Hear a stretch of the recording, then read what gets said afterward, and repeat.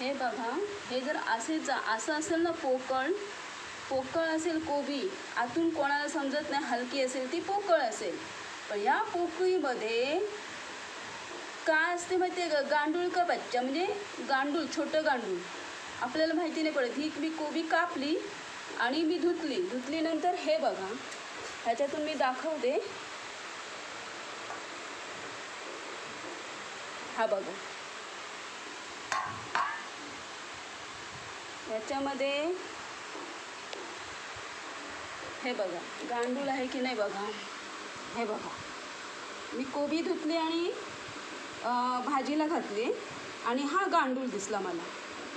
हे बघा, हा गांडूळ त्या कोबीमध्ये होता. हा गांडूळ ह्या कोबीमध्ये, मला माहिती नाही, कापली पूर्ण कोबी. कापल्यानंतर माहिती नाही पडलं, ही धुतली नंतर मी याच्यामध्ये धुतली ना, तर हा गांडूळ मला माहिती नाही. हे बघा, हे आपल्याला माहिती नसतं गांडूळ का बच्चा आहे ना. म्हणजे आपण हे जर आता समजा सपोज काही धूत नाही, वरून धुतली समजा, अशी वरून धुतली आणि तो कॅबेज कापायला गेला आणि कापली नाही, लगेच त्यांनी जर फोडणी दिली भाजीची वगैरे, त्याला माहितीच नाही पडणार की हे गांडूळ आहे म्हणून. त्याच्यामध्ये तो ॲड होणार आहे ना.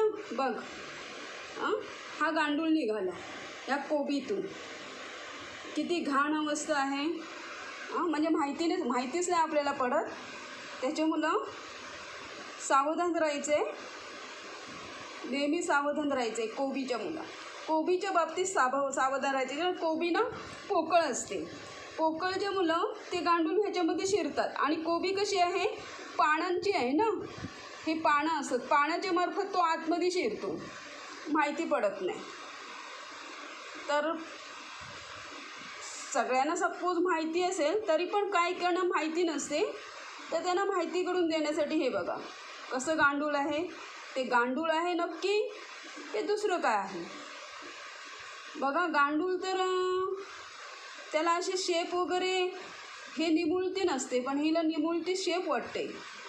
नक्की गांडूळ आहे का ते, एवढं हे करतो. ची